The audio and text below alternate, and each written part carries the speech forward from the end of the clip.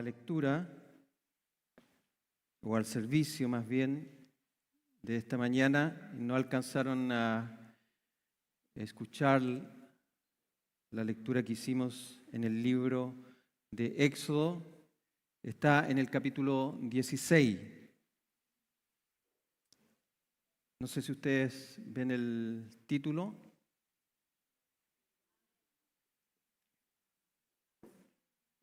Bueno, esperemos que el Señor en esta mañana, como siempre lo hace en cada una de nuestras reuniones, tenemos la certeza y la seguridad de que Él tiene una palabra para nuestras vidas. Y con esa convicción nos reunimos a escuchar su enseñanza. El domingo pasado vimos cómo Moisés junto al pueblo entonan un cántico de gratitud, un cántico que resalta el poder grandioso de Dios por la portentosa libertad que Dios hizo en favor de su pueblo al liberarlos de la esclavitud de la nación egipcia. Así que se enfatizaba, se destacaba en este largo cántico de Moisés y que después lo acompaña a todo el pueblo y en particular las mujeres, es que siempre la salvación es del Señor. Él es el que salva. Y en ese sentido se nos indicaba de que la alabanza siempre en su pueblo, en su iglesia, tiene como objetivo destacar la obra gloriosa de Dios, destacar su carácter, su naturaleza. Y en particular debe también apuntar a Cristo, a Jesús, en su obra salvadora y también en destacar su carácter y su naturaleza. También se nos enseñaba que la alabanza espiritual, porque cada himno que entona el pueblo del Señor es una alabanza de connotación espiritual. Y por lo tanto, en ese sentido, puede derrotar a nuestros enemigos espirituales. Nosotros como pueblo de Dios, como personas, no tenemos enemigos humanos, tenemos enemigos espirituales. Y cuando cantamos, Dios también utiliza esa alabanza en fe y con fe cantada para derrotar toda obra diabólica. En ese sentido también se nos enseñaba que nunca debemos avergonzarnos de alabar al Señor, de cantar cánticos de gratitud a Dios por lo que Él hace, en tiempos de alegría, en tiempos de bonanza, como también en tiempos de escasez. Siempre la alabanza debe estar de continuo en nuestra boca. Y en último lugar, se nos enseñaba que no debemos tener una actitud de murmuración, de queja contra Dios o contra alguien, culpando a otros por alguna necesidad en particular que estemos padeciendo, sino que siempre debemos tener una actitud de gratitud hacia Dios. Así que el pueblo de Israel se encuentra en una etapa donde va transitando por una zona desértica.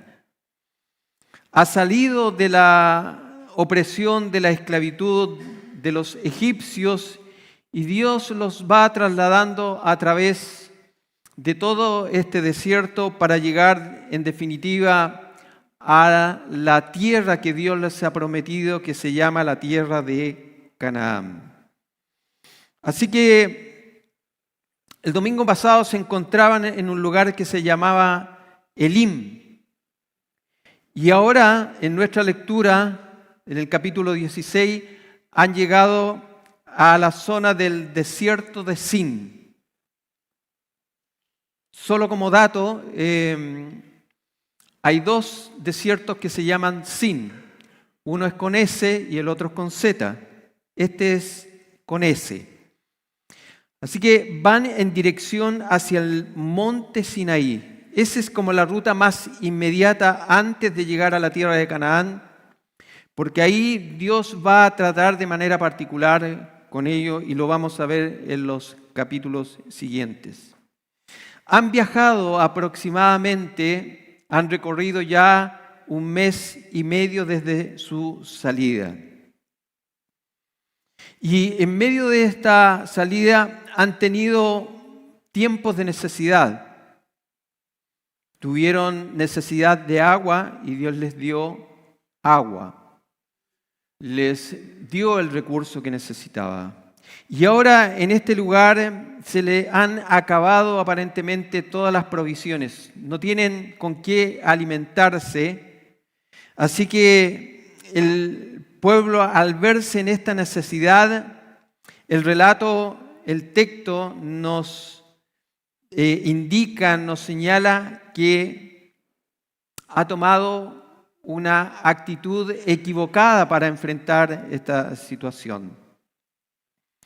Ahora, lo que nosotros nos vamos como principio de lectura que podemos encontrar y hallar en el libro de Éxodo y en general en todo el Antiguo Testamento, es que muchas veces ocurren hechos,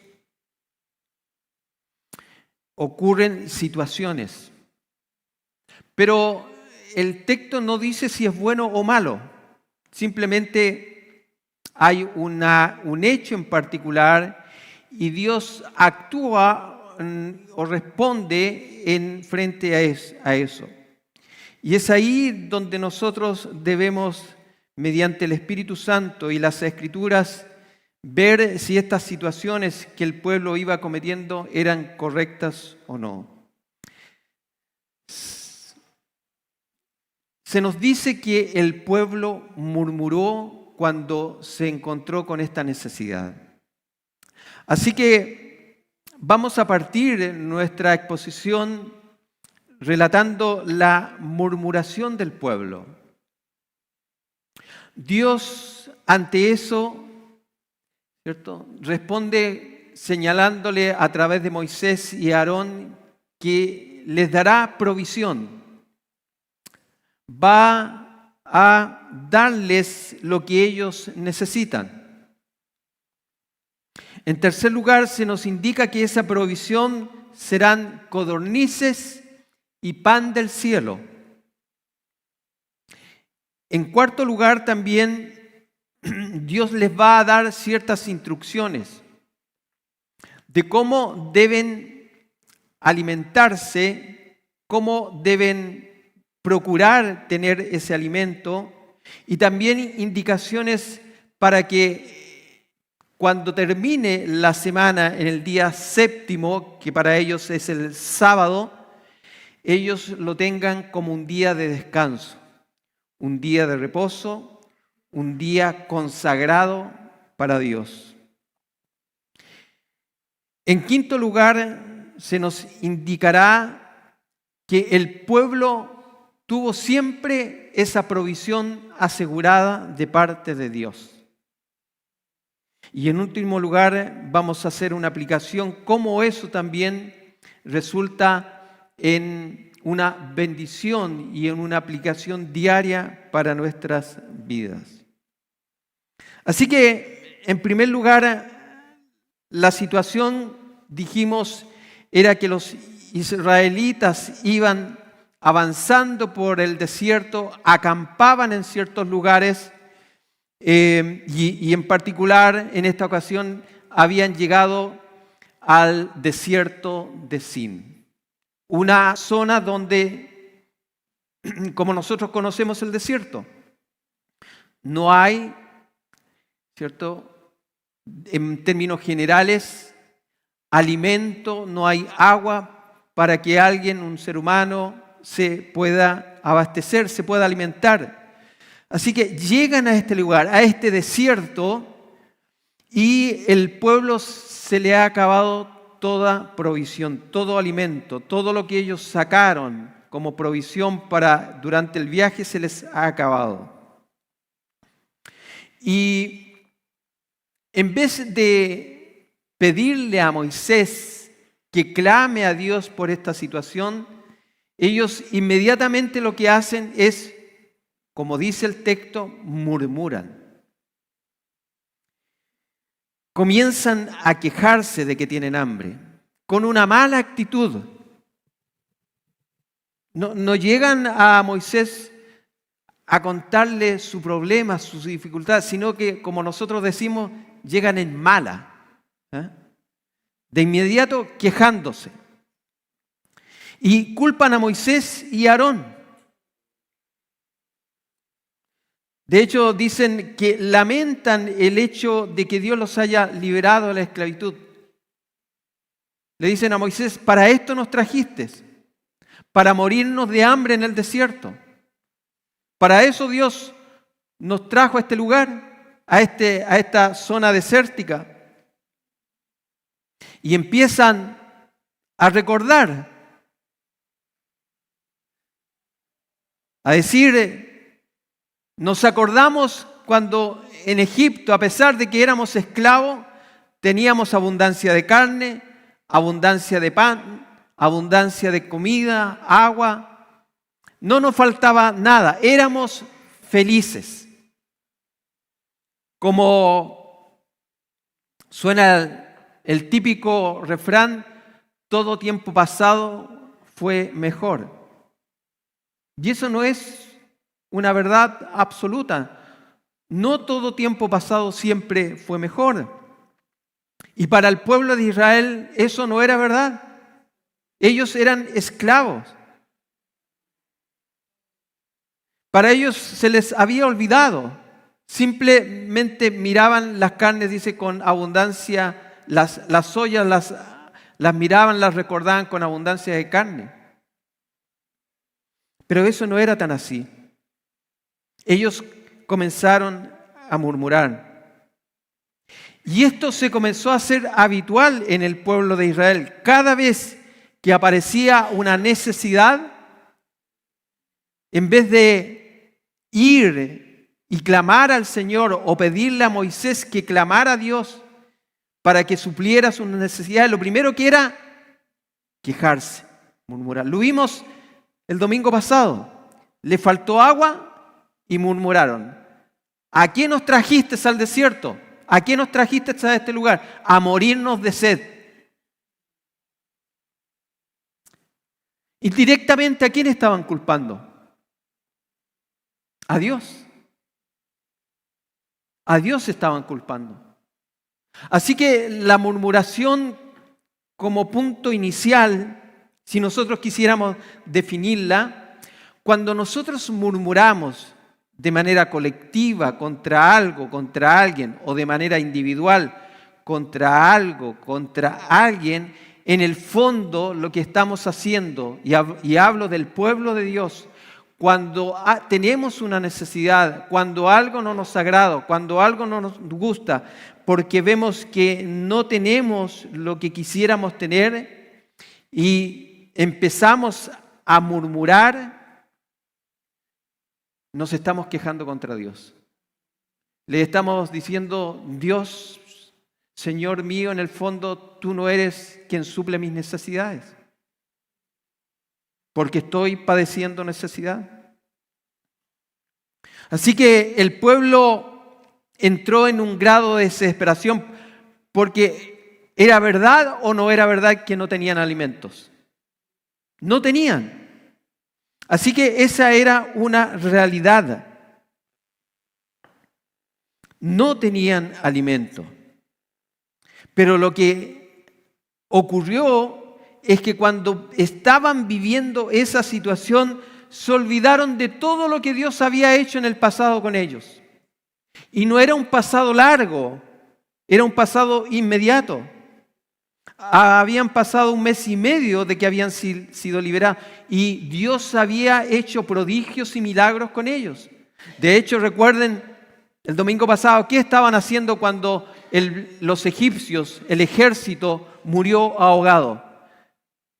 Glorificaron al Señor, saltaron de alegría, saltaron de gozo, cantaron con gozo y alegría por lo que Dios había hecho. ¿Y no es lo que nos pasa muchas veces a nosotros? Llegamos, nos reunimos como pueblo del Señor, cantamos, alabamos, bendecimos su nombre, pero el día siguiente, cuando vemos la realidad, nuestras necesidades, nos olvidamos de todo el bien de Dios y murmuramos contra Dios.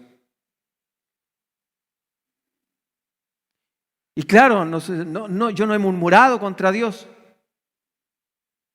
pero es así. Nuestra actitud refleja de que nos estamos quejando contra Dios. Así que esto que hizo el pueblo de Israel y que se formó y que fue una costumbre habitual cada vez que ellos tenían algún tipo de necesidad, murmuraron contra Moisés y Aarón y contra Dios, es una tendencia natural en el ser humano, en el creyente, que es olvidar la fidelidad de Dios en medio de la adversidad. Porque cuando nos acordamos realmente y somos sinceros en lo que estamos realizando, Dios ha sido misericordioso con nosotros en el pasado. De hecho, estamos con vida. Estamos con vida. Y eso ya es un acto de gracia y de misericordia del Señor. Misericordia porque Dios no nos da lo que merecemos. Esa es la misericordia. Dice, nuevas son cada mañana sus misericordias. ¿Qué nos da en la mañana? Vida. ¿Qué debiera darnos? Muerte. Pero no nos da lo que merecemos, porque nos estábamos quejando contra Él. Pero Él no actúa con su justicia, sino que actúa con gracia. Y ahí Él nos da lo que no merecemos, que es su bondad, amor, perdón, bendición, vida, alimentos, abrigo, trabajo. Así que la murmuración es algo que traspasa el género humano. Hablando acerca de la murmuración, quisiera compartirles un artículo, parte de un artículo que encontré en Coalición por el Evangelio y que habla acerca de la diferencia entre la queja y el lamento. Yo le cambié la palabra queja por murmuración, porque en general todas estas palabras son sinónimas, pero para el contexto de lo que estamos viendo, le puse la diferencia entre la murmuración y el lamento. Porque podemos lamentarnos, podemos realizar un lamento. Los salmos son lamentos, pero no son murmuración.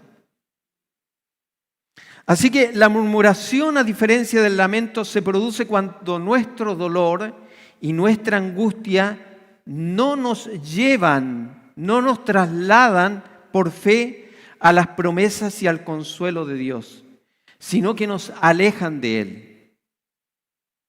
Cuando parece que el dolor y las aflicciones son nuestro destino, porque eso es lo que hacemos, decimos, estoy destinado a vivir siempre en dolor, en necesidad. Esa es mi vida.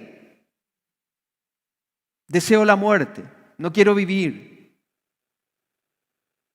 Así que cuando parece que el dolor, cuando las aflicciones son la realidad, son nuestro destino, y hay en nuestra vida una temporada, un tiempo de dificultades que ha sido ordenada por Dios para nosotros, podemos en esas particularidades ser tentados a desear las comodidades que una vez tuvimos más que los propósitos y las promesas de Dios. O sea, queremos que rápidamente que Dios nos saque de esa dificultad. No queremos el problema. No queremos vivir necesidades. Y eso es natural en cada uno de nosotros. Nadie quiere vivir tiempos de necesidad, en donde no hay dinero, en donde no hay alimento. vestuario, trabajo, salud, lo que sea. Siempre que hay una escasez de algo, nosotros queremos evitarlo.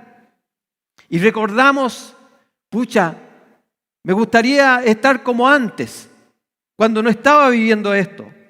En vez de decir, confío en que Dios me guardará, Dios me ayudará, confío en los propósitos y en las promesas de Dios. Así que en las largas y oscuras noches de sufrimiento, la comodidad y la facilidad pueden convertirse silenciosamente en ídolos a los que miramos en busca de esperanza.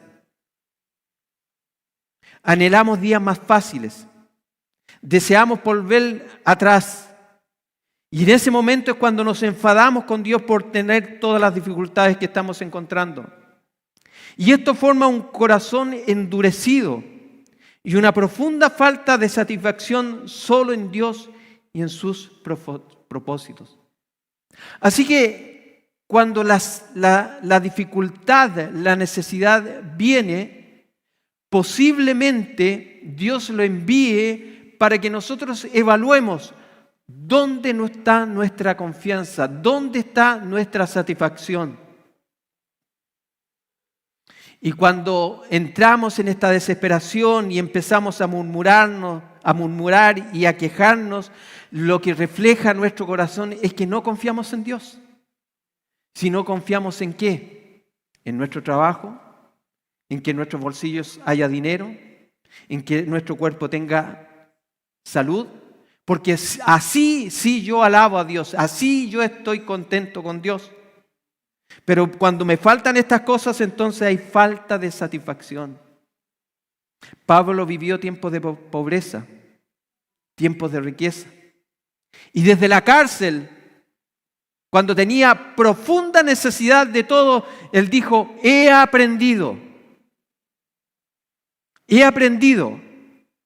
a estar contento, alegre, ya sea que tenga o no tenga.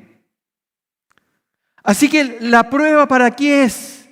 Para que aprendamos a confiar en Dios y a vivir con gozo y alegría a pesar de nuestras necesidades, sabiendo que Dios tiene el control de nuestra vida. Así que cuando estamos en esa actitud, eso no es lamento, eso es murmuración. ¿Por qué? Porque el lamento nos lleva al volver los ojos a Cristo, a los muchos consuelos que se nos han prometido a través del Espíritu Santo. Y se nos recuerda la provisión y el contentamiento que viene solo de Cristo. Así que en tiempos de necesidad, ¿dónde encontramos consuelo? Solo en Cristo. Así que, ¿podemos llevar nuestro lamento al Señor? Sí, sí.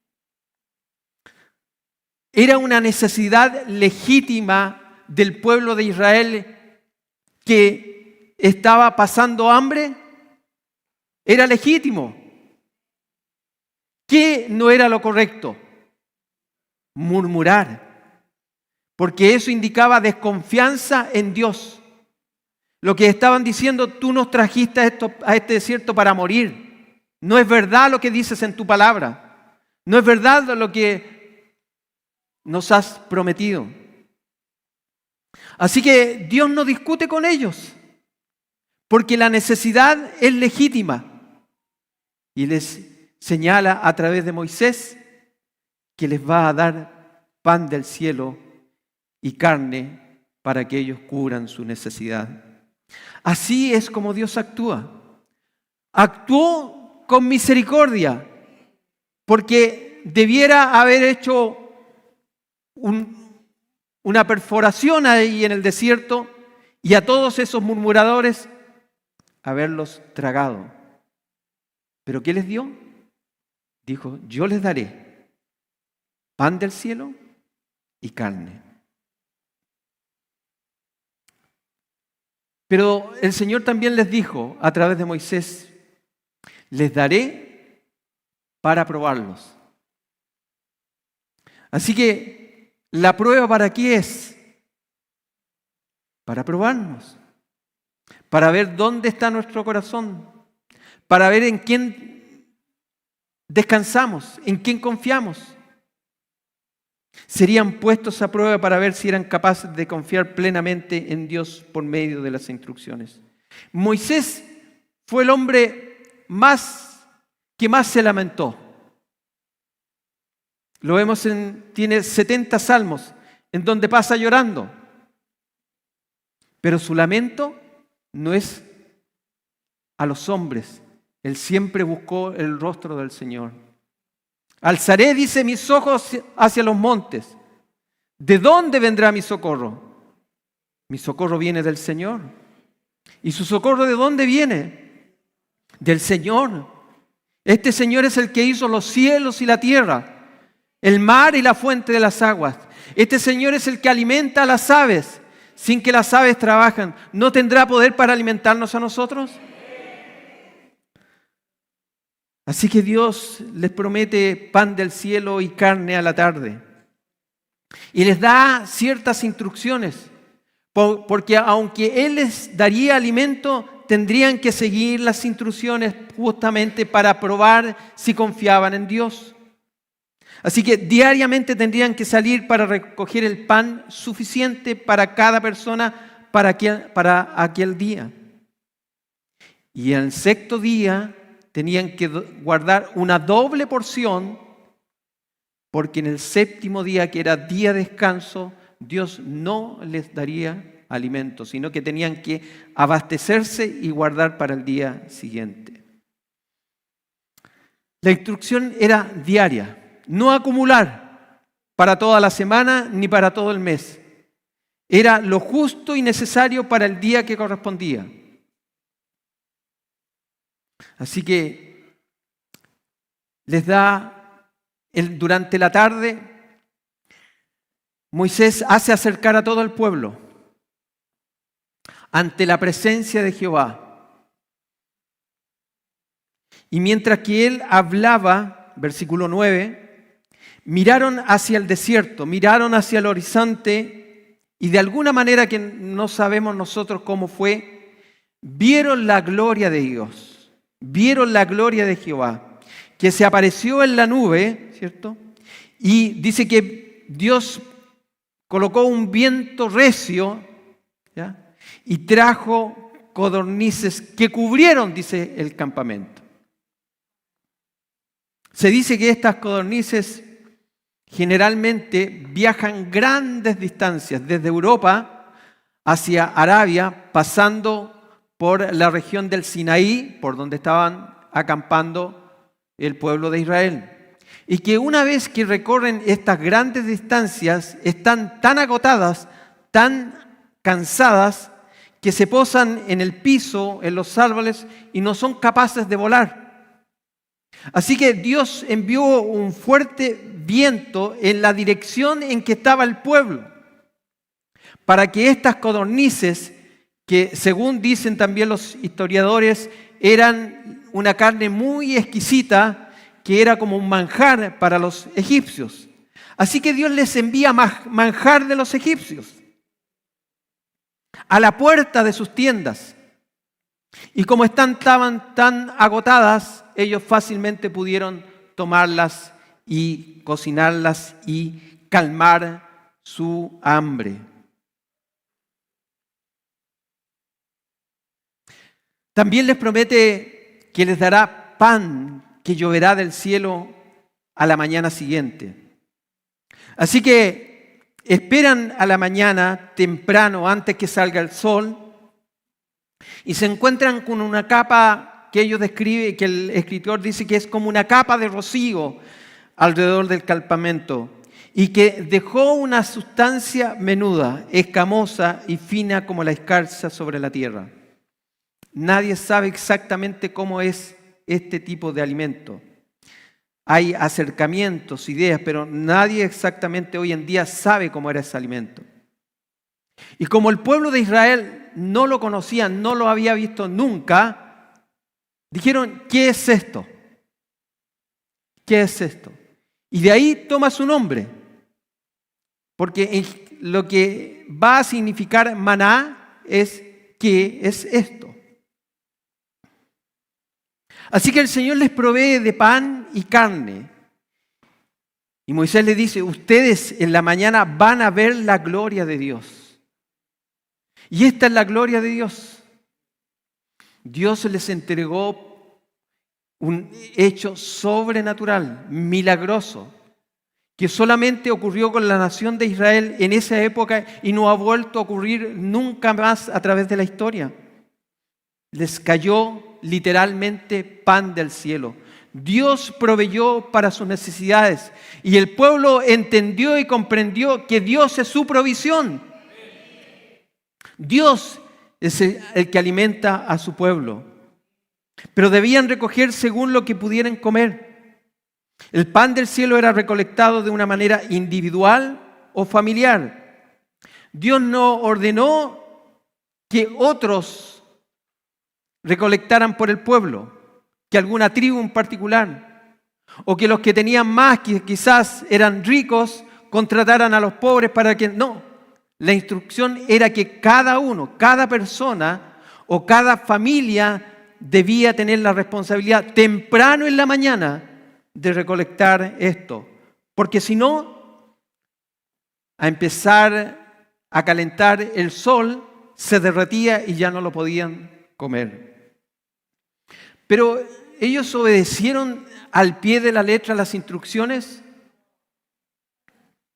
¿Qué es lo que hicieron? Fueron como nosotros. Vamos al supermercado y no compramos para el día, compramos para el mes. Algunos compran para 3 meses. No, la instrucción era: recojan lo necesario para el día. Porque si recogen de más, se va a aguzanar y va a tomar pudrición. Pero ellos no obedecieron. Dijeron, ¿y si no hay mañana? Recojamos para mañana. ¿Qué es lo que ocurrió? A la mañana siguiente se levantaron y estaba aguzanado y se pudrió, dando nuevamente a conocer que no tenían confianza en lo que Dios les había prometido. Así que, por otro lado, no era ni al mediodía ni en la noche, sino que era en la mañana temprano. Porque temprano hay que levantarse a trabajar. Bueno, hay distintos horarios, pero el principio es este, que uno debe ir y levantarse temprano para trabajar. Así que lo que también imprimió indirectamente en el pueblo de Israel es que ellos debían ser una nación disciplinada en términos de ir a buscar el alimento temprano. Y así debiera ser también para nosotros, ya sea en el trabajo físico y en el alimento espiritual. No leemos y no aprendemos de la palabra del Señor simplemente el día domingo para el resto de la semana olvidarnos. Este alimento debe ser buscado diariamente y está disponible diariamente. Así que mañana debemos levantarnos para leer la palabra y alimentarnos espiritualmente. Y lo del lunes no nos va a servir para el martes. Nuevamente el martes tenemos que leer su palabra, aunque sea un trozo pequeño, y meditar en su palabra. O quizás meditar toda la semana en el sermón expuesto el día domingo, o expuesto el día jueves, o las semanas expuesto el día miércoles. Pero esto debe ser un trabajo diario, porque lo de ayer no nos sirve para hoy. En términos de alimentarnos de la palabra del Señor, debe ser diaria la alimentación. Dios también les señala un día de descanso. Dios es bondadoso, es misericordioso, es lleno de gracia. Así que les dice, el día sábado, levántense tarde, descansen. Porque yo no les voy a permitir, ni voy a hacer que vayan temprano a buscar el alimento. Les voy a permitir que tengan una doble porción el día anterior, la guarden y esa no se va a gusanar ni a pudrir. Y así ocurrió. Llegó el séptimo día, el día de descanso, el día de reposo, y cuando vieron lo que habían guardado para cocinarlo, se dieron cuenta que no estaba agusanado ni podrido, como Dios lo había prometido fielmente. Así que Dios les instituye a partir de esa fecha, ¿cierto?, el séptimo día como un mandato para todo su pueblo de generación en generación, donde habrían de no trabajar, sino que descansar, pero recordando siempre que Dios es su provisión, que Dios es el que los alimenta, que los sustenta, que los cuida, y tener en ese día una actitud de gratitud para con el Señor. ¿Qué es eso lo que hacemos nosotros? Venimos el día de descanso, el día domingo, ¿para qué? Para recordar las misericordias del Señor, lo bueno que ha sido Dios con nosotros y saber de que Él seguirá cumpliendo sus promesas en nuestras vidas. ¿Cuánto duró este maná? Todo el trayecto hasta que llegaron a la tierra de Canaán. ¿Cuánto se demoraron? 40 años. Así que durante 40 años tuvieron maná del cielo, pan del cielo. Dios cumplió su promesa. Mientras estuvieran en el desierto, Dios los alimentaría, Dios los vestiría, Dios los guardaría, Dios les daría agua. Todas las necesidades de ellos estarían cubiertos, pero tenían que confiar en Dios y obedecer sus mandamientos y en su palabra. Y así también la instrucción es para nosotros. Dios es nuestro proveedor. Él cubre nuestras necesidades. Así lo enseñó el Señor Jesucristo. Así deberán orar. Lo dijo en el libro de Mateos, si no me equivoco, el capítulo 6. Cuando debíamos, danos el pan de cada día. Así que todas las mañanas oramos para que el Señor cubra nuestras necesidades. Porque Él ha determinado que no solamente oremos por nuestras necesidades espirituales, sino que también por nuestras necesidades físicas. Él las conoce.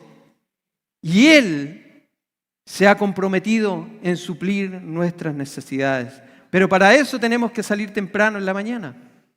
También a cumplir con nuestros compromisos.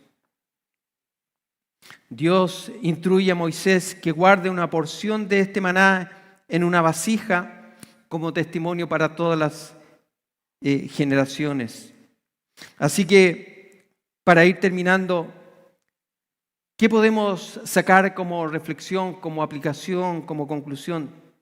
Que el alimento Dios, ¿cierto?, nos da para nuestras necesidades. De Él nace.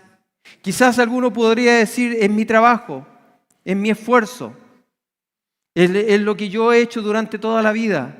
Soy yo el proveedor de la casa. Soy yo el que cumple con esta obligación. Pero lo que nos enseña en su palabra es que es Él quien provee para nuestras necesidades. Porque si Él no nos diera la oportunidad de tener vida, de tener salud, de abrirnos una puerta de trabajo, nada podríamos hacer. Pero gracias a su bondad, a sus promesas, Él es nuestra provisión diaria y por lo tanto debemos tener confianza en que Dios es con nosotros y por nosotros. Cuando a Israel le faltó la comida, entonces murmuró y Dios le proveyó alimento. Pero con esa comida venía una lección aún mayor. Y lo encontramos en el libro de Deuteronomio, capítulo 8. Él dice, Él te humilló y te dejó tener hambre y te alimentó con el maná que tú no conocías, ni tus padres habían conocido, para hacerte entender que el hombre no solo vive de pan, sino que vive de todo lo que procede de la boca del Señor. Así que ese fue el propósito de darles el maná. Pero anterior al maná, de que ellos tuvieran hambre. Así que si alguna vez has tenido que en tu vida como creyente pasar hambre o tener tiempos de necesidad o estás viviendo tiempos de necesidad, es el Señor que te está humillando. Para que aprendas, para que aprendamos, ¿cierto? Que Él es el que nos alimenta. Y el orgullo sea dejado de lado. Y aprendamos a depender de Él, a confiar en Él. Para entender que no solamente vivimos de los alimentos físicos, sino de toda palabra que sale de la boca del Señor. Así que, como decía el título, en definitiva, Cristo es nuestro maná. Cristo es nuestro verdadero pan del cielo. Y así Él lo compartió en San Juan capítulo 6. ¿Se recuerdan cuando Él estaba enseñándoles su evangelio a toda una multitud? Y esta multitud alejada de la ciudad no tenía alimento. Y los discípulos le dijeron: Señor, esta multitud tiene hambre y no tiene con qué alimentarse. Así que los discípulos hicieron bien. Fueron al que puede proveer para las necesidades de su pueblo. Y encontraron un niño. Y este niño tenía 5 panes y 2 peces. Y el Señor les dijo: instruyan a la multitud que se recueste, que descanse. Y yo voy a bendecir estos alimentos y se los van a repartir. Y se alimentó toda esa multitud con 5 panes. Y sobró. Y cuando vieron el milagro, entonces la multitud corrió hacia Jesús. Y le dijeron: Señor, nosotros tuvimos a Moisés, nuestros padres, nuestros antepasados, nos contaron, hemos recordado que Moisés alimentó en el desierto con el maná del cielo, pan del cielo. Pero Jesús les dijo: no es Moisés quien alimentó al pueblo, sino que es el Señor quien los alimentó. Y Él dijo: yo soy el verdadero pan. Y todo aquel que se alimenta, que come de mí, no tendrá hambre jamás. Y no verá muerte, sino que pasará de muerte a vida. Así que el pueblo de Israel tuvo maná del cielo. Pero era un alimento que venía del cielo, pero que alimentaba solamente su cuerpo físico. Murieron toda esa generación. Pero Jesús dice ahora: yo sí soy el verdadero pan, el pan de vida. El que coma de mí, el que crea en mí, no morirá, sino que tendrá vida siempre. Así que, ¿cómo comemos de este pan? Es cuando creemos en su palabra. Es cuando creemos en Jesús, en su obra, en lo que Él ha hecho con nosotros. Él nos coloca en su verdadero descanso. ¿Qué significa descansar en el Señor? Es que ya no somos enemigos de Él, sino que somos sus hijos. Y todas sus bendiciones, todas sus promesas son para nosotros. Ya no hay un corazón cansado, angustiado, sino que nuestro corazón reposa, descansa en la obra de nuestro Señor Jesucristo. Podemos entrar en un descanso perpetuo, permanente, descansar de nuestro pecado, porque Él nos otorgó su salvación para nuestras vidas. Ya no tenemos que trabajar por nuestra salvación, porque Él la hizo por nosotros. Así que nuestro trabajo ha terminado, no es necesario, no sirve. Su obra ha sido suficiente y eficaz para nuestras vidas. Así que, mi hermano amado, ¿estás pasando tiempos de necesidad? ¿Tiempos de dificultad? ¿Cuál es tu actitud frente al Señor? ¿Es murmurar, es quejarte, por la situación que estás viviendo? ¿O doblar tus rodillas, humillarte ante el Señor y decirle: Señor, esta es mi necesidad? Yo sé que así como alimentaste al pueblo de Israel, lo cubriste con vestuario, le diste agua para calmar su sed, así también tú, Señor, yo confío en ti, aunque no vea nada. Sé que tú eres mi proveedor, sé que tú eres mi provisión, porque he comido del verdadero pan que bajó del cielo, que es Jesucristo nuestro Señor. Y no solamente alimenta mi cuerpo físico, sino que alimenta mi espíritu, mi alma. Y ya no pasaré a muerte, sino que ahora tengo vida, vida eterna en Jesús. Ese es el verdadero pan, ese es Jesucristo nuestro Señor.